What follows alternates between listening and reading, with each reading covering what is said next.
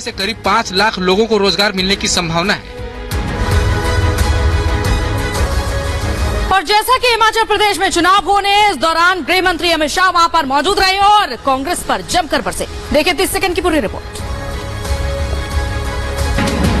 हिमाचल प्रदेश में विधानसभा चुनाव से पहले जोर शोर से प्रचार प्रसार चल रहा है। गृह मंत्री अमित शाह इन दिनों मिशन हिमाचल पर जुट गए हैं। शिमला में रैली को संबोधित करते हुए अमित शाह ने कांग्रेस पर जोरदार निशाना साधा और कहा कि अब राजा रानी का नहीं बल्कि जनता का जमाना है। कांग्रेस पर वार करते हुए शाह ने कहा कि बीजेपी का मुकाबला कांग्रेस से है, लेकिन उसमें माँ बेटे के सिवाय कुछ बचा नहीं। अब राजा रानी का जमाना नहीं रहा, जनता का जमाना आया है। बता दें कि प्रदेश में 12 नवंबर को चुनाव होने वाले हैं, जिसे लेकर इन दिनों सियासी गलियारों में वार पलटवार का खेल जारी है।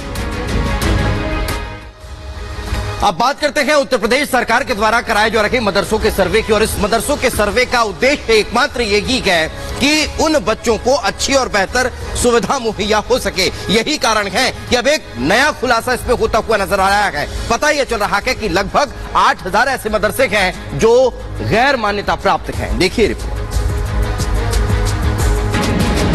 यूपी सरकार प्रदेश भर के मदरसों का सर्वे करवा रही है। इस सर्वे का मकसद राज्य के सभी गैर मान्य प्राप्त मदरसों का पता लगाना और इसके साथ ही बच्चों को बेहतर शिक्षा प्रदान करना है। जानकारी के मुताबिक पूरे यूपी में तकरीबन 8000 अवैध मदरसों का संचालन हो रहा है। यूपी सरकार में मंत्री धर्मपाल सिंह का कहना है कि सर्वे की रिपोर्ट 15 नवंबर तक आ जाएगी, जिसके बाद खुद मुख्यमंत्री योगी आदित्यनाथ राज्य भर के मदरसों को लेकर नई योजना बना सकते हैं, जिसमें मदरसों का संचालन समेत सिलेबस पर काम किया जाएगा।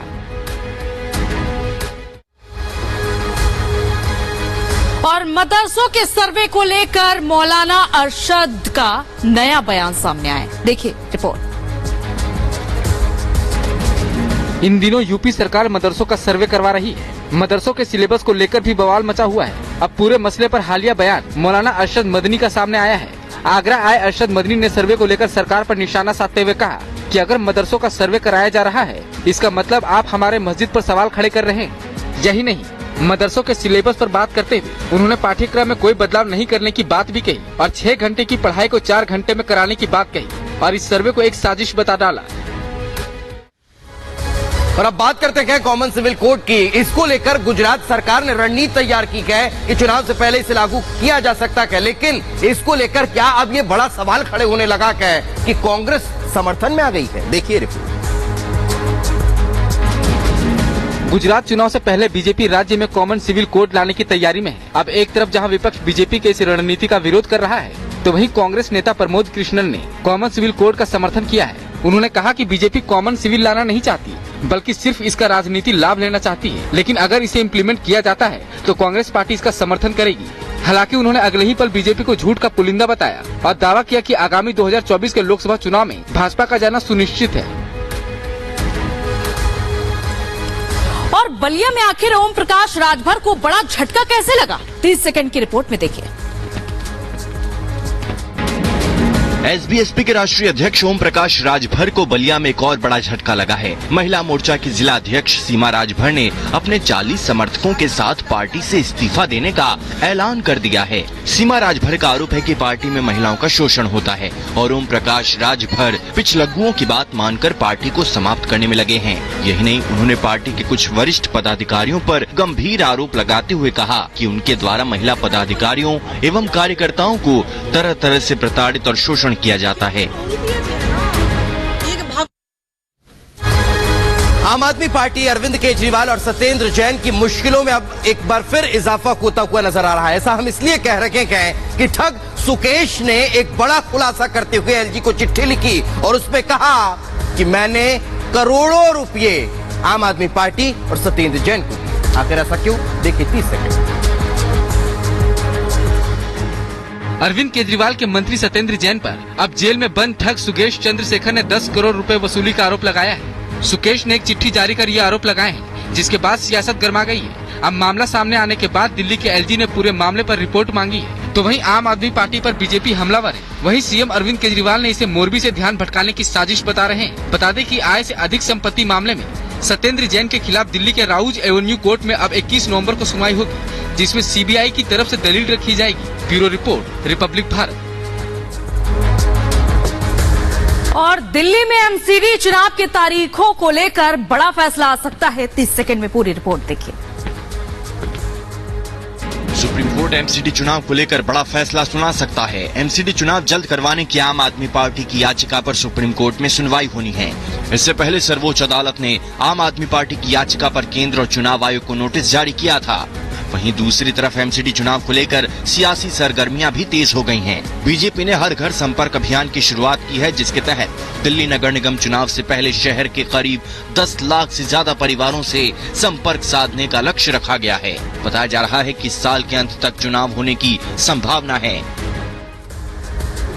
उत्तर प्रदेश में समाजवादी पार्टी के नेता आजम खान की मुश्किलें लगातार बढ़ती जा रही हैं। ये कह सकते हैं कम होने का नाम नहीं ले रही हैं। अब एक बार फिर 3 और 4 तारीख को कोर्ट में पेश होने के लिए कह दिया गया है। देखिए 30 सेकंड में रिपोर्ट।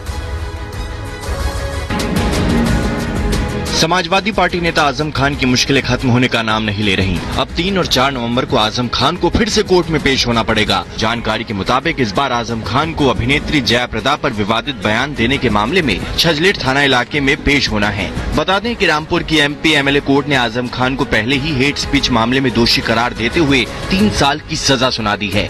ऐसे में अब इन नए मामलों से आजम खान की मुश्किलें और बढ़ सकती हैं।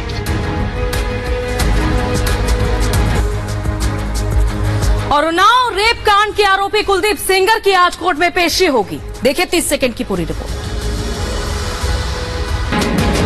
उन्नाव रेप केस में दोषी कुलदीप सेंगर की याचिका पर आज दिल्ली हाई कोर्ट में सुनवाई होगी। निचली अदालत से मिली उम्र कैद की सजा को चुनौती देने वाली याचिका पर आज दिल्ली हाई कोर्ट सुनवाई करेगी। ट्रायल कोर्ट ने सेंगर को आईपीसी की धारा 376(2) के तहत दोषी ठहराया था, जिसमें कहा गया था कि दोषी अपने प्राकृतिक जैविक जीवन के शेष के लिए जेल में रहेगा। सेंगर पर कोर्ट ने 25 लाख रुपए का जुर्माना भी लगाया था। बता दें कि कुलदीप सेंगर पर युवती से रेप के साथ साथ 3 लोगों की हत्या का भी आरोप है। फिलहाल सेंगर जेल में बंद है। और अब बात जयपुर की करते हैं, जहां पर 3 तलाक के मसले को लेकर एक नया मामला निकलकर सामने आया है और यही कारण है कि अब इस मसले को लेकर महिलाओं की परेशानी बढ़ती दिखाई दे रही है। 30 सेकंड में ये रिपोर्ट देखिए। 3 तलाक के खिलाफ कानून बन जाने के बावजूद मुस्लिम महिलाओं की परेशानियां कम होने का नाम नहीं ले रही। हालिया मामला राजस्थान के जयपुर का है, जहां एक महिला को उसके पति ने महज इसलिए तलाक दे दिया क्योंकि उसने एक बेटी को जन्म दिया था। पीड़िता ने अपने पति के खिलाफ पुलिस से शिकायत की, जिसके बाद मामले की तफ्तीश जारी है। पुलिस के मुताबिक पीड़ित महिला को उसके पति ने घर से निकाल दिया है। बता दें कि 3 तलाक कानून बनने के बाद जयपुर में ऐसा दूसरा मामला सामने आया है। Bureau report, Republic Bharat. और दिल्ली ट्रिपल मर्डर केस की गुत्थी अब सुलझा ली गई है। 30 सेकंड में पूरी रिपोर्ट देखें। दिल्ली के ट्रिपल मर्डर केस की गुत्थी अब सुलझा ली गई है। पूरे मामले में पुलिस ने 2 आरोपियों को गिरफ्तार किया है। हालांकि मुख्य आरोपी अभी भी फरार बताया जा रहा है। पूरा मामला पश्चिमी दिल्ली का है, जहां एक ही घर से 3 लाशों के मिलने से सनसनी फैल गई थी। आरोपियों ने धारदार हथियार से समीर आहूजा, उनकी पत्नी और नौकरानी की हत्या कर डाली थी। अब जांच में खुलासा हुआ है कि इस पूरे साजिश को बदला के मोटिव से अंजाम दिया गया था। मुख्य आरोपी ने अपनी गर्लफ्रेंड के अपमान का बदला लेने के लिए पूरे हत्याकांड को अंजाम दिया था।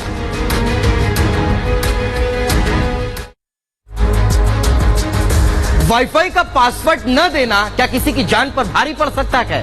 आपको लगेगा नहीं, लेकिन मुंबई में इस तरह की खबर सामने निकल कर आई है, जहां पर वाईफाई का पासवर्ड न देने की वजह से हत्या कर दी गई। देखिए 30 सेकंड में।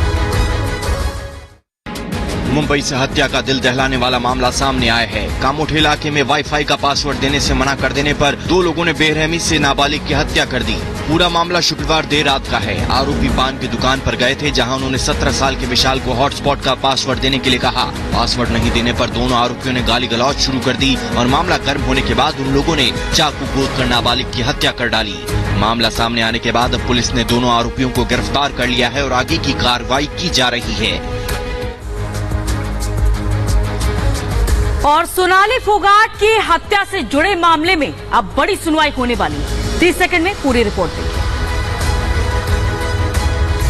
बीजेपी नेत्री और टिकटॉक स्टार सोनाली फोगाट की हत्या से जुड़े मामले में अब सुप्रीम कोर्ट में सुनवाई होगी। सोनाली फोगाट मर्डर केस में चर्चा में आए गोवा के कर्लिस रेस्टोरेंट से जुड़े मामले में सुनवाई होनी है। बता दें कि एनजीटी के नियमों के उल्लंघन के चलते इस रेस्टोरेंट को गिराने का आदेश दिया गया था, लेकिन कोर्ट ने कार्यवाही पर रोक लगा दी थी। अब रेस्टोरेंट मालिक की अर्जी पर एक बार फिर मामले में सुनवाई होने जा रही है। बता दें कि 23 अगस्त को गोवा के कर्लिस रेस्टोरेंट में ही ड्रग ओवरडोज के चलते सोनाली फोगाट की मौत हो गई थी। Bureau report, Republic Bharat. Jammu Kashmir में आतंकियों के खिलाफ लगातार पुलिस की कार्रवाई तेज होती दिखाई दे रही है, लेकिन अब जो बात बताई जा रही है वो ये कि एक बड़ी सफलता पुलिस को हाथ लगी है। देखिए 30 सेकंड में पूरी रिपोर्ट। जम्मू कश्मीर में पुलिस को बड़ी कामयाबी हाथ लगी है। पुलिस ने आतंकियों की बारूदी साजिश को पूरी तरह से नाकाम कर दिया है। यही नहीं, श्रीनगर से लश्कर के 3 आतंकियों को 10 किलो आईईडी के साथ गिरफ्तार किया है। तो वहीं घाटी के अवंतीपुरा इलाके में सेना और आतंकियों के बीच मुठभेड़ जारी है। दोनों तरफ से रुक रुक कर फायरिंग हो रही है, जिसमें 3 आतंकियों के मारे जाने की खबर है। अनंतनाग में भी मुठभेड़ शुरू होने की खबर है। हालांकि सेना की तरफ से ऐसी कोई पुष्टि नहीं की गई है। और अगली खबर यूपी के मुजफ्फरनगर से, जहां पर एक निजी कंपनी में आग लग गई है। 30 सेकंड में पूरी रिपोर्ट देखिए। इमारत में आग लगी है। आसपास अफरा तफरी का माहौल है। आग की लपटों ने पल भर में पूरी इमारत को अपनी आगोश में ले लिया। आसमान में काले बादल छा गए। आग की भयावह तस्वीर यूपी के मुजफ्फरनगर जिले की है, जहां एक प्राइवेट कंपनी में आग लग गई।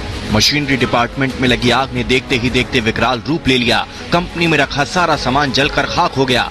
सूचना मिलने पर पहुंची फायर ब्रिगेड की गाड़ियों ने कड़ी मशक्कत के बाद आग पर काबू पाया। आग लगने का कारण शॉर्ट सर्किट बताया जा रहा है। मुंबई में ट्रैफिक पुलिस ने अब नियमों में थोड़ा और बदलाव कर दिया है। अब अगर आप कार की पीछे वाली सीट पर बैठे हैं तब भी सीट बेल्ट लगाना अनिवार्य होगा। देखिए 30 सेकंड में पूरी रिपोर्ट।